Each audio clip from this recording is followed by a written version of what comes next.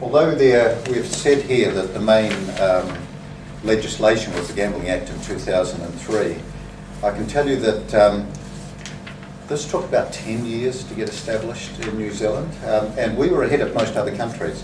I can tell you that in 1992 there was a group of four of us formed what was then the Compulsive Gambling Society, and it was Fraser McDonald, a psychiatrist, and Ralph Girdlin and Max Abbott, who is the Dean of Health Studies in AUT, and myself, and we had funding from Graham Lee, who was the then Minister of Internal Affairs, and he took on board the fact that, especially from Fraser McDonald, who had established Gamblers Anonymous in Christchurch and then in Auckland, and he was in charge of Carrington Hospital at that stage, and a well-known psychiatrist, and had a strong belief that addictions needed support both from self-help groups, but there needed to be a professional approach to dealing with problem gambling. And I can tell you that when we were only funded initially for a helpline. We started the helpline, and within a very short time people wanted to come in and see us, and we ran it through the Mental Health Foundation up in Parnell. But we quickly swamped them out with our clients that came in after ringing us up on the line and said, no, I need to come in and talk. And we had their waiting room quite full, so after a while we were invited to go and find our own place by the Mental Health Foundation. The Auckland City Council provided us with accommodation from time to time. We were upstairs from Odyssey in Mount Eden Road for a while, and we did work with Odyssey and as a quid pro quo. But it was by about 1996, within about 4 years, we had established treatment services throughout New Zealand. And at that stage, Oasis opened too as another service and developed. And our role at that stage with the organisation was training. We trained the workforces as part of the work that we did. But we were funded at that stage directly through the gambling industries, because the money ran out quite quickly that we got from the Department of Internal Affairs, and then we had to go cap in hand to the gambling services, and we would meet with them on a monthly basis and ask for another month's pay. And this went on for year after year after year, and we'd travel around New Zealand to wherever the industry wanted us to meet. And it was quite a useful sort of relationship, although it was very much you'd think there were extreme ends of how things would work. We had an arrangement. They saw that we would provide a need. At that stage there was a lot of commercial interest and social interest in problem gambling, so there was a lot of articles in the paper, on television, a lot more than there is now. It was regarded as being a new interest for a lot of people. So I remember a draft form of the bill was prepared probably about 1998. It sat on the list there for about 5 years, and then it was fast-tracked, and in 2003 it became the Gambling Act, and very quickly it took over. Instead of having for us to go to the industry directly, the Ministry of Health took over under the Act as the senior partner in charge, the Ministry of Health directly, not out through the district health boards, as all other health funding usually is provided, but this is one that stayed directly with the Ministry of Health. Department of Internal Affairs was the regulator, and since then the Health Promotion Agency has also been established. The role they have is public awareness, raising awareness around problem gambling, and I'll talk a little bit more about that as we go along. So we had legislation in 2003 and it said in 2003 that the ministry would take over in 2004, and then in 2004 the regulations came into effect in 2005. And effectively what they said is we're going to make different levels of gambling risk. And we'll start with low levels, something like housing, or raffle tickets. That would be regarded as a low level risk. And there would be more or less freedom to do that as long as it stayed within certain requirements. Then they had level 2, which they largely said, all right, if you've got prizes of less than $5,000, or if they added up over time in the year it went up to $25,000, Then there would have to be some requirements around safety, around health, and also how it was sold. And then lastly, level 3, which was racing and lotto. They regarded them as having a lot less risk. However, it was quite interesting in that they put out regulations for racing. So racing was actually required to do level 4 requirements. And level 4 is electric gambling machines and casinos, effectively. And there are certain requirements that are, in fact, higher for casinos than for electronic gambling machines, and slightly less for racing. The one thing around racing is racing can't exclude you for up to 2 years, which sounds strange. What they can do is they give out a trespass notice, a bluey, or they can just refuse your bet. So they can do that. And what actually happens at the moment is the racing industry tends to exclude you throughout New Zealand.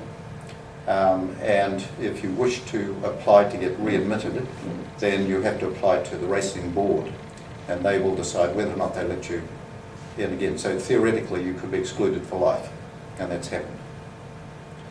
Under the electronic gambling machines, the maximum is 2 years, and it's renewed each time. The industry has the right to go and renew it constantly, can roll it over 2-year terms. But it's largely up to a negotiation. If you decide to self-exclude, and we'll talk a little bit about that later, you can reach an agreement between the venue and yourself as to how long you want to be excluded, and it might even be just for 3 months, and some organisations do that. So the regulations are such: if you were in electronic gambling machines, for example, venues, they must have someone trained on site at any one time. So if someone comes in, every time the gambling machines are available and accessible to the public, there must be a trained person available immediately, otherwise you're in breach. And there can be a substantial fine, and there's a chance you'll lose your licence if there isn't someone. And we find that many venues are now getting more than 1 staff member or more than 2 staff members, because if someone goes away on holiday or happens to be out of the office at the time, it may well be that the Department of Internal Affairs comes in for an inspection and would ask, where is the trained person? And would want evidence that the person has been trained as well. As far as casinos are concerned, though, everyone that's in contact with a member of the public has to be trained. Everyone. And there isn't an exception. Right, so everyone that has access in casinos to the public, and this would mean even the bar staff. Bar staff come in and sit down, and this happens a lot. If someone sits down and talks to the bar staff about how things aren't going too well, the bar staff have the ability and the knowledge to be able to provide the information required under the regulations, give them information where to get some help, consequences of what problem gambling can be, and that they can exclude themselves. And of course, although you can offer a person to exclude themselves, if they may choose not to, that means that you can still go ahead and exclude them as an organisation, and it's your choice. There is no absolute compulsion that they must identify a person as a problem gambler and then exclude them, absolutely. But if a person asks to be excluded or declares themselves, I have a gambling problem, and you choose not to exclude them, it'd be a real risk, because if they lose money, there'd be something called a duty of care probably raised, but you might find that you're in court refunding the money, and it may affect your licence as well. The training of venues and the casino has been largely left up to those organisations to self-train. There's been a little bit of a query over the last few years as to whether or not that is sufficient training. And what has happened recently is the Department of Internal Affairs and the Health Promotion Agency have both worked together and created a training package and a whole lot of resources to provide to all the venues. The idea behind that was to raise the level of the training by making resources available.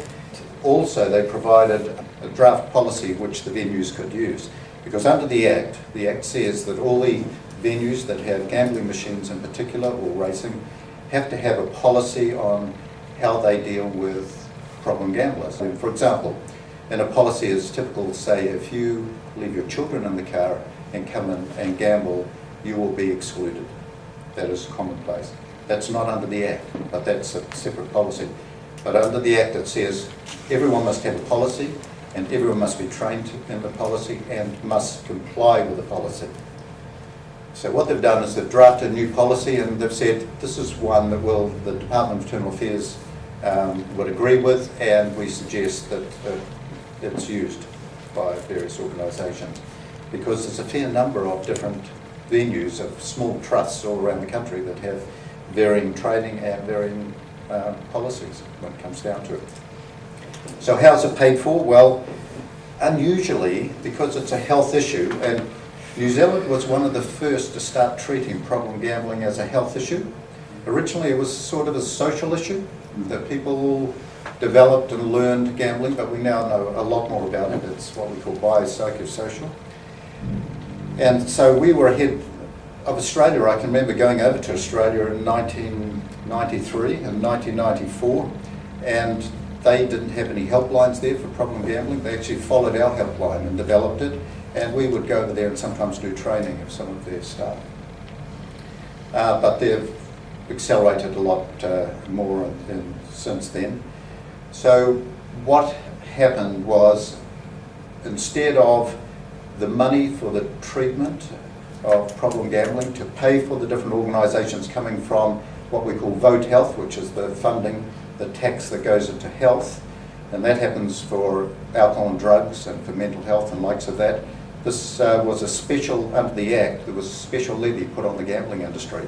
It's what they call hypothecated funding, and usually you won't get many governments doing hypothecated funding. Governments hate having specific requirements for the money. They'd like to be able to use the money for other purposes if necessary. But this is hypothecated funding, and as a result you have the Gambling Commission will meet once every 3 years and decide how much money should be made available for the treatment, for the industry, when I say the industry, the workforce, and for public health, and for advertising, and for the Ministry of Health to actually run it. And so it's continued to be the Ministry of Health as the manager, not for the district health boards. It makes good sense because it's relatively small. It's only about a tenth the size of alcohol and drugs, so it would be pretty difficult to spread the amount of money around 20 different district health boards. It would get lost, and so it makes good sense to keep it together. So as a result, there's levies placed by the Gambling Commission on the industry, and it's based on how much money is spent each year on, for example, on the horses, how much money is spent on lotto, how much money is spent on casinos, and how much money is spent on electronic gambling machines, and they work a percentage out of that, and they also base it on people presenting to our services. So if our services, at the moment, around 60 to 65% of our clients would have electronic gambling machine problems. So as a result, they will pay a substantial amount of the levy through that particular point. Lotto, by the same token, will say we have very few people presenting with only lotto as a problem, so they will pay a lesser amount when it comes down to it. But they also draw in a fair amount of money through lotto, so it might be 200 to 300 million a year on lotto, but they won't necessarily, even though it's only slightly down on racing, or around about the same amount as racing would tend to go and pay more because we have more people with racing problems presenting.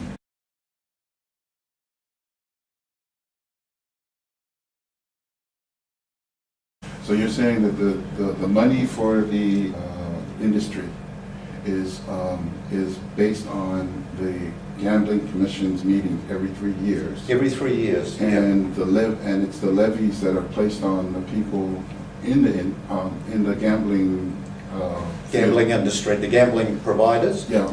They will be levied a certain amount of money, and they'll be set. The amount is set each 3 years and not adjusted. That has its quirks because you've probably seen over the last year or so the number of people presenting with online gambling problems. Yeah. Where do they fit in? Because they don't make up one of these four, do they? Because they're overseas gambling sites. It makes it a little bit more difficult. And also, if, as what is starting to happen, the number of people with gambling problems using their cell phones and they're gambling on, say, 365Bet or something overseas, then in that particular case, who's going to pay for that section? And also, if there's a spike in the number of people presenting for problems, how do you make up for that if you've got to wait 3 years for the next levy? So what can happen is the Ministry of Health can actually lend the money and then draw it back out of the industry. They don't have to run out of money, put it that way. But this is the hypo, what is it? If that got really bad, Yeah. if there was a big blowout in the number of people seeking help. Unfortunately, not many people seek help for problem gambling, and it's easy to take that view that it isn't a large problem. What is more likely to be the case is that people will have a lot of stigma attached to help seeking around problem gambling. It's also hidden disorder. Yes. So a lot of people who've worked within alcohol and drug services will know that you can largely tell a person that's high on drugs or alcohol. Very hard to go and tell a person that's a problem gambler. So they've called it the hidden disorder. So as a result, people don't get pushed into seeking help by their families because they often are misled to a certain extent as to how much has been spent. And because it goes ebbs and flows, it's called a recurrent and chronic disorder. So it ebbs and flows all the time. People will go into winning streaks for a while, and then they'll go into losing streaks. But they won't be intoxicated, so as to speak, on a daily basis. So it is more complex.